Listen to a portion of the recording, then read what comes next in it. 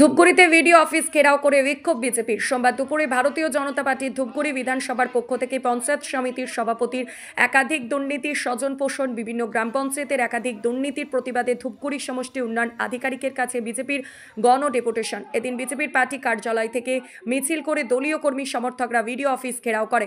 মোতায়েন ছিল ধূপগুড়ি থানার বিরাট পুলিশ বাহিনী, যাতে কোনো অপ্রীতিকর ঘটনা না ঘটে। এদিন বিজেপির দলীয় কর্মী সমর্থকদের ভিডিও অফিস গেটে আটক করে পুলিশ। বিজেপির তরফে বিভিন্ন স্লোগান তোলা হয়। তবে এই বিষয়ে কি বলছেন বিজেপির নেতা কমলেশ সিংহ রায় ও পঞ্চায়েত সমিতির সহকারী সভাপতি দীপু রায়, শুনুন।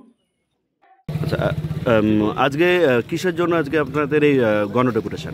দেখুন, বিভিন্ন দাবি দেওয়া, টোটাল 10 দফা দাবি নিয়ে আজকে বিডিও অফিসে আমরা ডেপুটেশন দিতে চলেছি। বিপুল সংখ্যক লোক ভারতীয় জনতা পার্টির ডাকে আজকে এই ডেপুটেশনে সামিল হচ্ছে।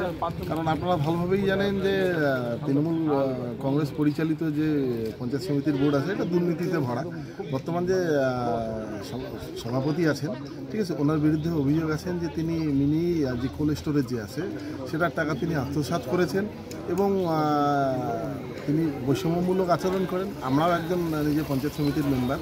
তারপরে এই ত্রাণ সামগ্রী থেকে যে বিভিন্ন সামগ্রী যে আছে, তিনি বৈষম্যর সাথে আমাদের সাথে আচরণ করেন। আর এখানে স্থানীয়দের অভিযোগ, ঠিক আছে, যে তিনি হচ্ছে যে সামগ্রী যে আছে, ত্রাণ সামগ্রী থেকে শুরু করে যে মিনিকেট যতগুলো আছে, সেগুলো রাত্রেবেলা পর্যন্তও বিলি হয়। তাই বিভিন্ন দুর্নীতির দাবি দফা নিয়ে আজকে আমরা বিডিও অফিসে ডেপুটেশন দিতে চলেছি। আর এই ডেপুটেশনের ভিত্তিতে আগামী দিন ভারতীয় জনতা পার্টি আমাদের কার্যক্রম রূপরেখা তৈরি করবে। যতক্ষণ পর্যন্ত আমরা দেখছি যে এগুলির সমাধান না হয়, ততক্ষণ পর্যন্ত আমাদের ভারতীয় জনতা পার্টির আন্দোলন চলতে থাকবে এবং আগামী দিনে বৃহত্তর আন্দোলনে আমরা সামিল হব। এখানে কী বলবো, যে দুর্নীতির কথা বলছি, সেটা হচ্ছে এটা পঞ্চায়েত সমিতির বিষয় না, সেটা হচ্ছে সংঘের বিষয়। ওদের যে একটা সংঘ আছে বারবাড়িয়া অঞ্চলে, সেই সংঘের বিষয় নিয়ে বক্তব্য আমিও শুনলাম। তো সেখানে তো দুর্নীতির বিষয় নাই। অ্যাকচুয়ালি হচ্ছে ওরা ব্যাংক থেকে যে লোনটা নেওয়ার পর কোল্ড স্টোরেজ করার কথা আমার যতটুকু জানা, তো কোনো কারণে বৃদ্ধাশ্রম প্রথমে জমিটা দিতে রাজি হয়, পরবর্তীতে ল্যান্ডটা পায়নি। ওই জন্য যে কোম্পানিকে টাকা দিয়েছে কোল্ড স্টোরেজ করাবার জন্য, সেই কোম্পানি মাল দিতে রাজি হয়েছে, কিন্তু ল্যান্ডটা প্রবলেম হয়েছে। এই জন্যই হচ্ছে এই অবস্থায় চলছে। উনি আজকে আসেননি? উনি আসেনি, আসবে, আমাকে বললো তো একটু করে আসবে। আরেকটা বিষয় তুলে ধরলে, ওটা হচ্ছে ওই অভিযোগটার সম্বন্ধে যা বলবো, ওটা হচ্ছে এডি অফিস থেকে কি একটা গ্রুপ করে আর কি, সেটা ফার্মার্স ক্লাবেরই মতো। ওটাতে হচ্ছে কোঅপারেটিভ যে সংস্থাগুলো আছে, সেই সিস্টেম অনুসারে মেম্বার করছে 1000 টাকা করে।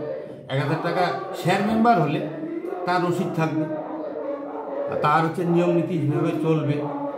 সেটাও দুর্নীতি বলা যাবে না। দুর্নীতি বলতে গেলে দুর্নীতিটা প্রমাণ করতে হবে না।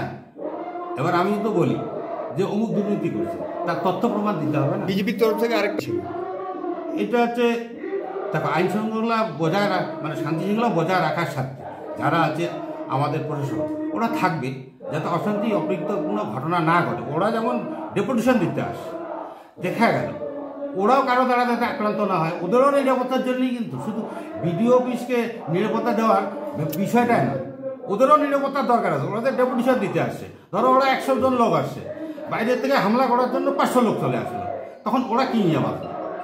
এই সাথেই কিন্তু প্রশাসন আমাদের ওখানে আসে।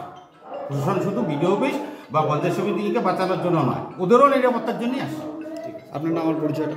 আমি দীপু রায়, সহকারী সভাপতি, ধূপগুড়ি পঞ্চায়েত সমিতি।